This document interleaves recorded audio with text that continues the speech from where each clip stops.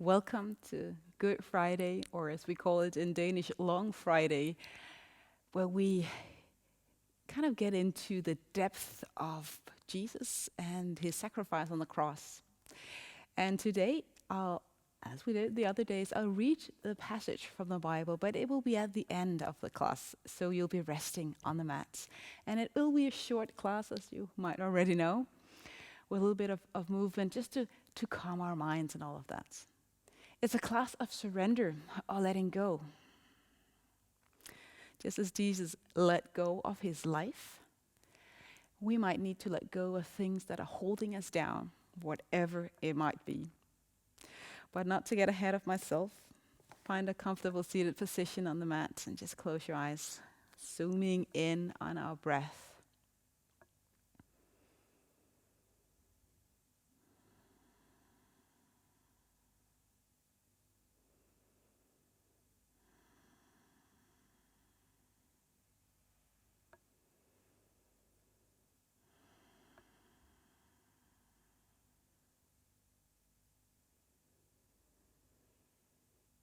Often it takes a moment or two to settle in. Maybe you had a full day with different things and finally had the time to turn on this video and just need to get your headspace right.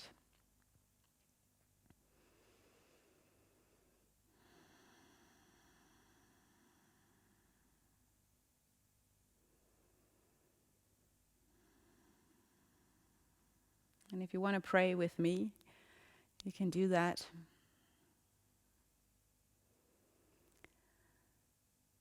God, help me to hear and with my heart understand the message of what happened on this Friday almost 2,000 years ago.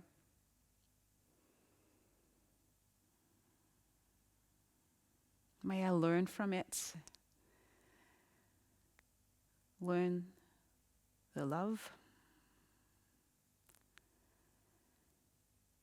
and the surrender that you showed us.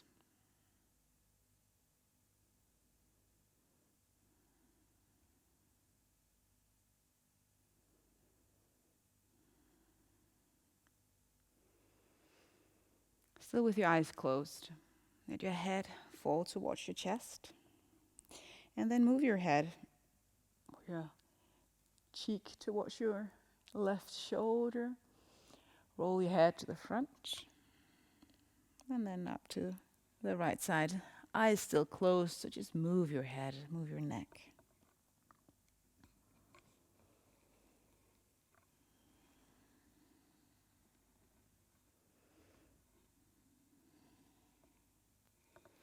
And as we go through these postures today, you don't have to do all of them.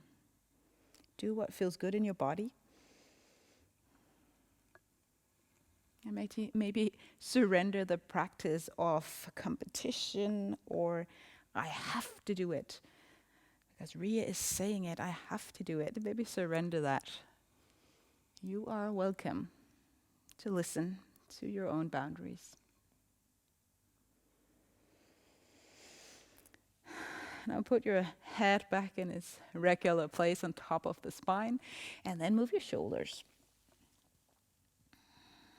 And I'm not saying directly how to move them, just move them a little bit. Rotating them up and down, forth and back. Slowly though.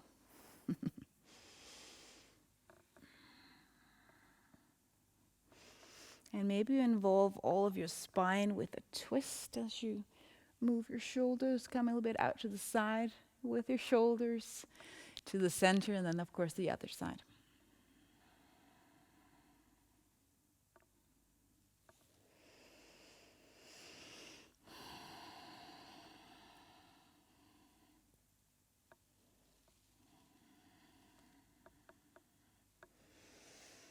Beautiful.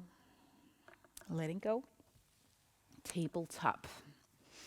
If you have wrist issues, you can use your fist instead.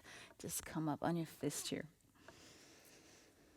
hip width distance in between your knees, and you can always fold the mat if that works for your knees. But around your back, cat, cow, I guess we all know that one. So slow movements from for your spine.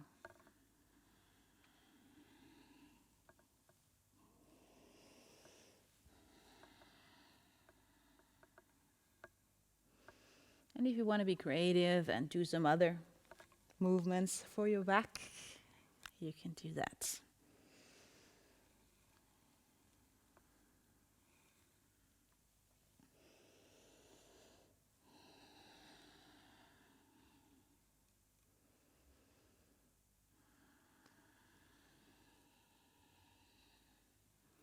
Downward facing dog.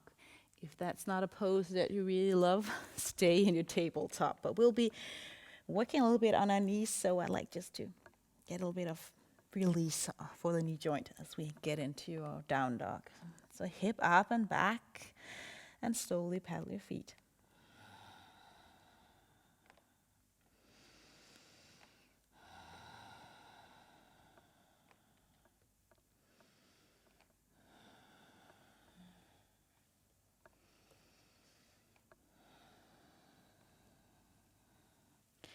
And then down on the knees again. I will be folding my mat just for the sake of my knee joint. Tabletop for just a short while. Take your right leg and put it back. Align the heel with the hip, closing up the hip.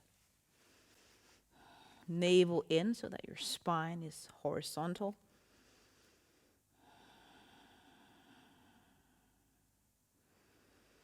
Notice how that feels in your hamstrings, lower back, your buttocks. And try to take this right leg and move it up so that your knee and hip is aligned. You're not hinging out to the side.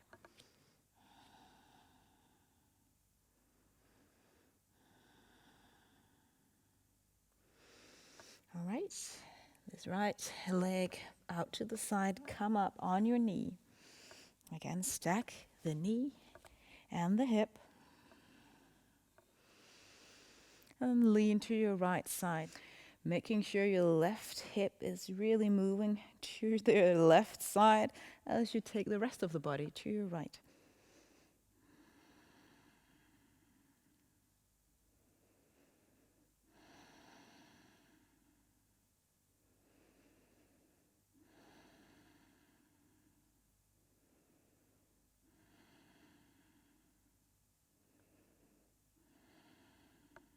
Coming back, both hands down on the mat here in front of you.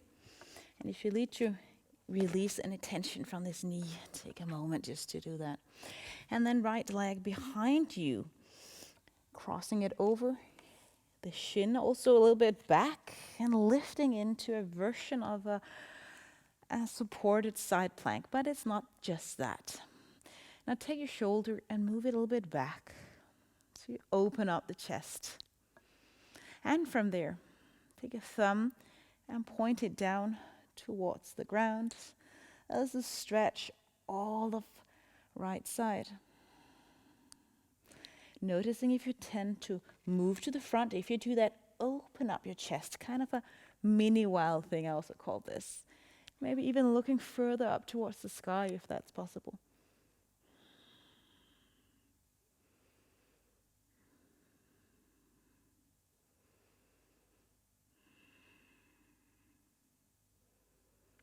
Stretching almost from the toe up towards the pinky finger there.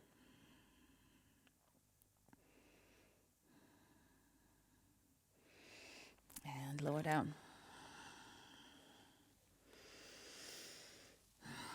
Any free postures that you choose.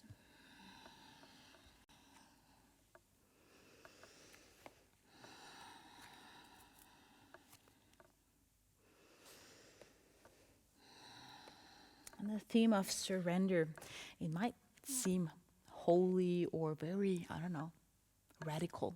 But I think it's something, at least in my life, I need to do every day, multiple times. Letting go of surrender, tiredness, disappointment, whatever thoughts about myself that is not positive or something like that, just letting go and say, oh God, there it is again. I surrender.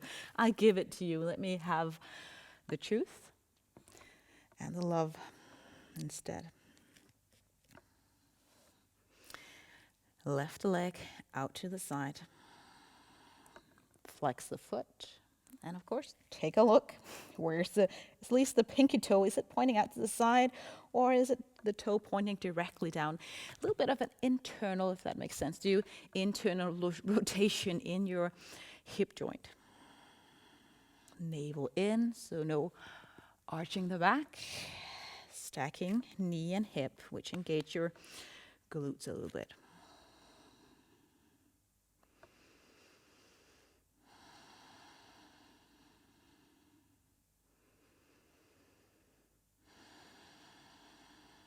All right. Gate lash pose, I think this is called. This side stretch. So your left leg out to the side. Standing up tall before you take right arm up, aligned with the ear. Taking your hip to your right side and move your rest of the body to your left. For the side stretch, you probably feel here maybe, or even up towards the rib, or in your shoulder.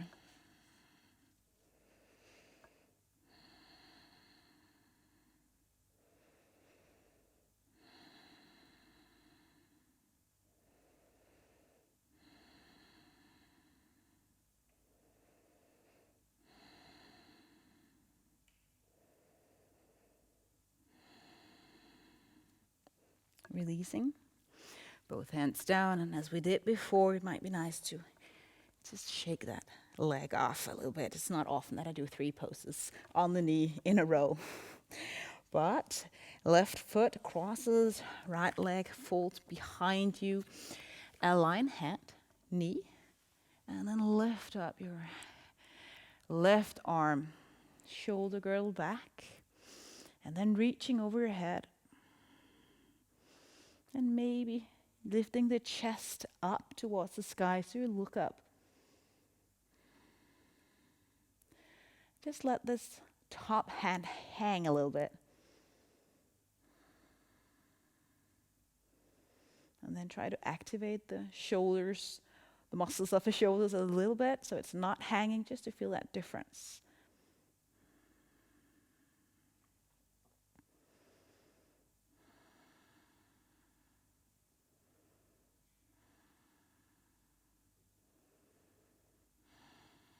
And let go. Unfold your mat. And let go of this standing on the knee. Come to the back end of your mat and fold forward. Bowing down.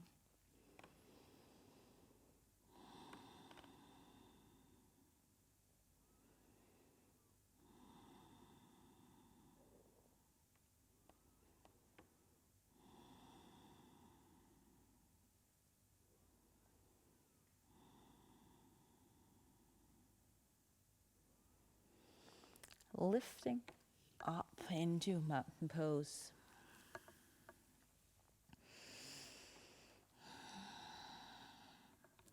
And as it is this special Friday, let's do what I call a cross position. So take the arms out to the side, palms either facing to the front or up, whatever you like. Shoulder blades, squeeze them a little bit together and go for a slight or small back bend. Open up your chest. Welcome to close your eyes.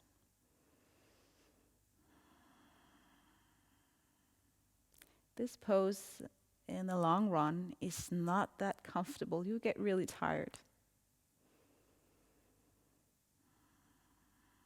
But this was the pose that Jesus was hanging on the cross like.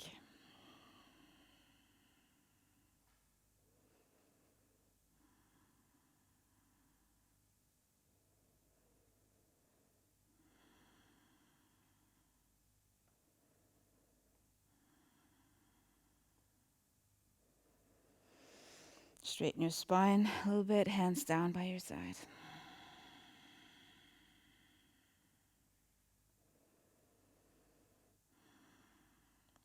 Roll forward vertebrae by vertebrae. Engage your core as you lean forward.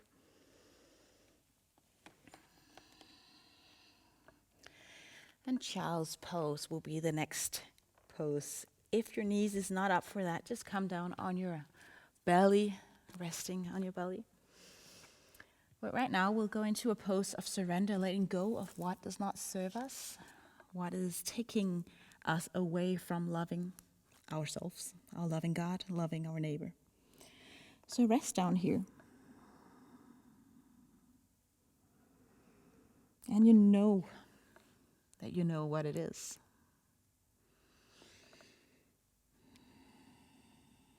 Let go of pride.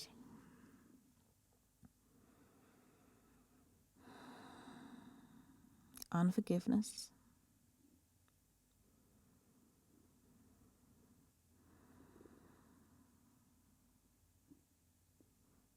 Maybe doubt.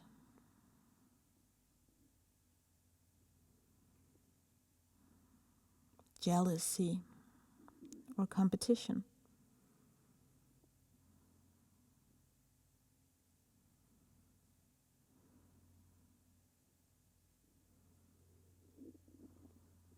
Surrender your career and your thoughts of showing people that you made it.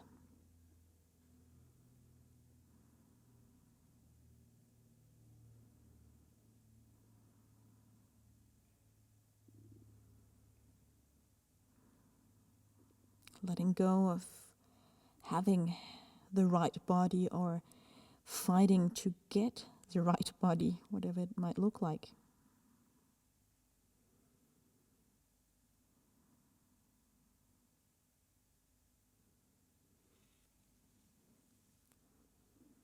Letting go, surrender friends.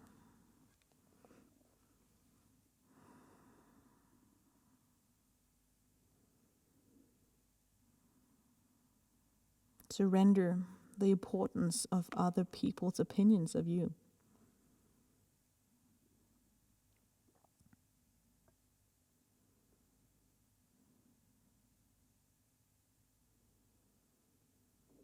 Surrender your family.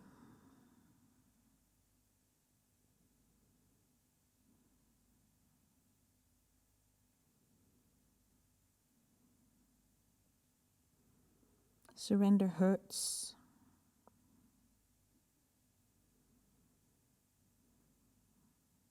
Disappointment.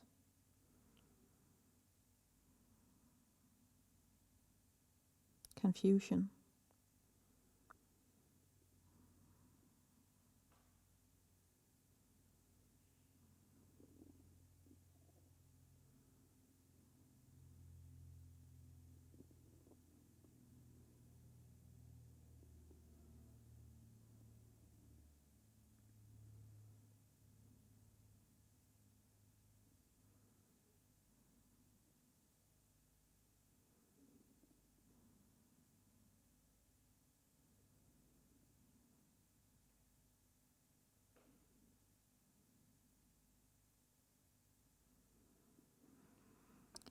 Inhale and sigh out through your mouth.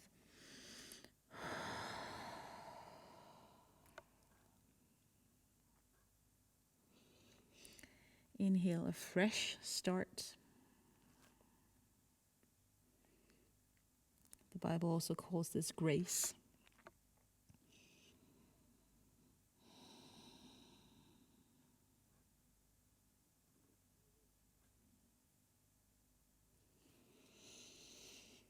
Palms down and slowly make your way out of child's pose. Or if you're on your belly, just come up on all fours.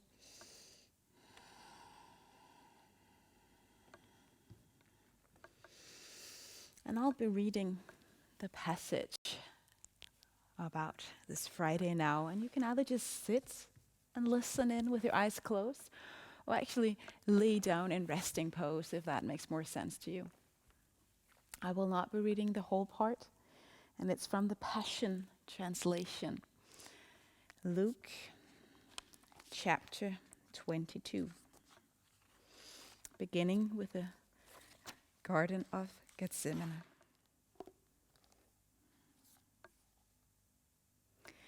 Jesus left the upper room with his disciples, and as it was his habit, went to the Mount of Olives, his place of secret prayer. There he told the apostles, "Keep praying for strength to be spared from the severe tests of your faith that is about to come."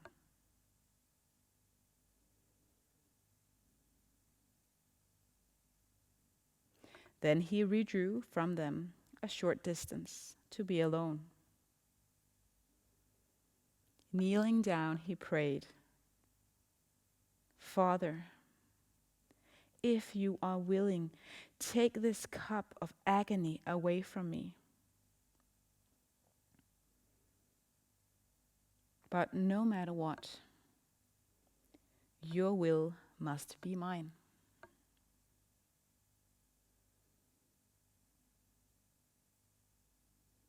Jesus called for an angel of glory to strengthen him, and the angel appeared.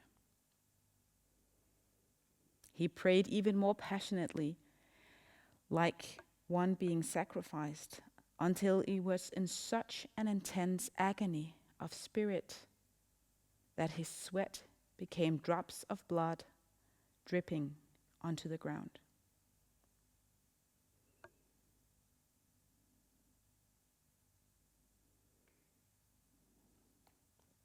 When Jesus finished praying, he got up, went to his disciples, and found them all asleep, for they were exhausted and overwhelmed with sorrow. "Why are you sleeping?" he asked them. "You need to be alert and pray for strength to endure the great temptation."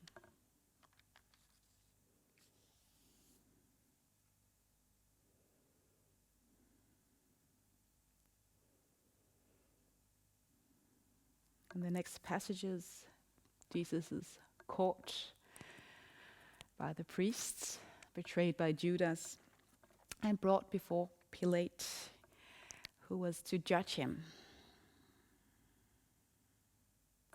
The entire council stood at once and took Jesus to Pilate, the Roman governor.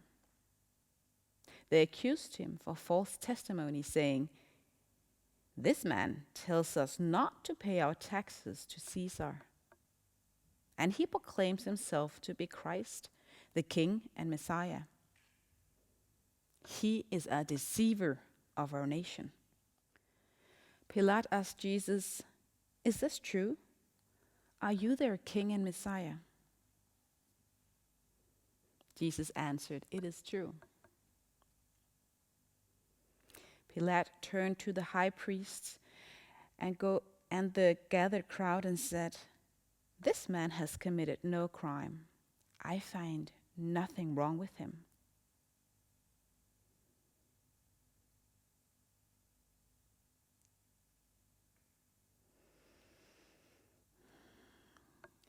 Going forth and back for Herod and Pilate again, Jesus is sentenced to death.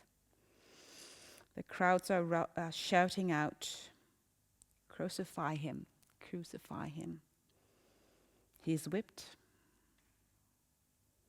and weakened, humiliated, and after this, he's taken out to be crucified.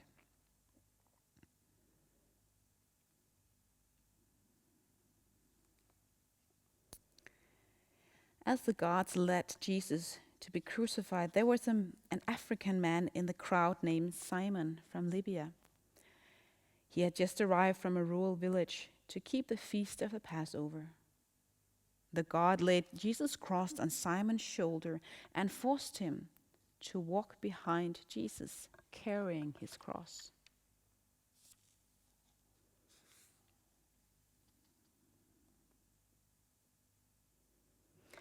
A little bit later, the guards led away two criminals with Jesus to execute all three at the same time.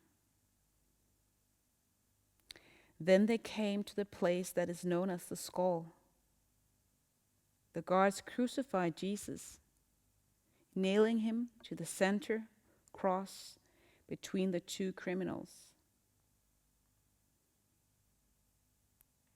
While they were nailing Jesus to the cross, he prayed over and over, "Father, forgive them, for they don't know what they're doing."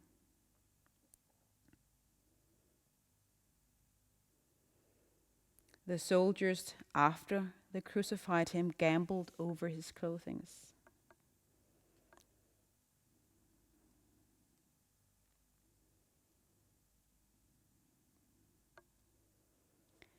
Jesus then talks to the two criminals on the cross. And after this, it says, "Now it was only midday, yet the whole world became dark for 3 hours, as the light of the sun faded away. And suddenly, in the temple, the thick veil hanging in the holy place was ripped into two.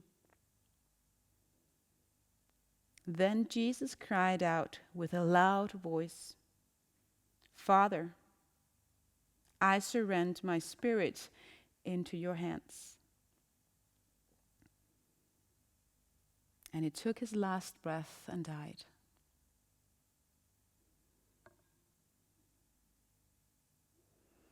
Then the Roman captain, overseeing the crucifixion, witnessed all that took place.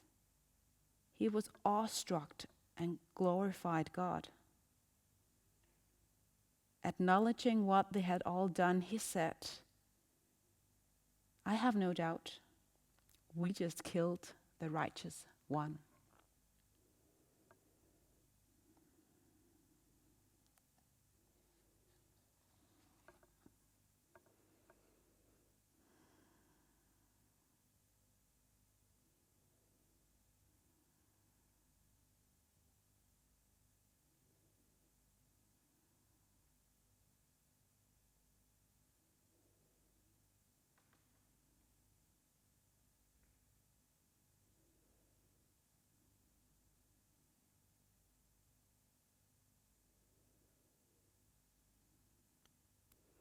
I will just leave you with the text and encourage you to look at this text through the lens of God's love.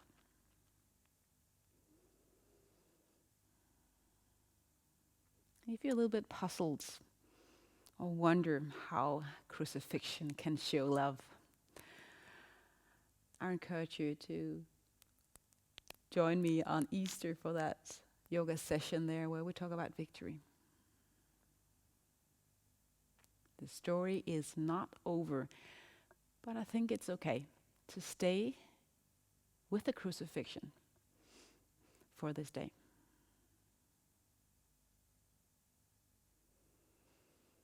From my heart to your heart, thank you for joining.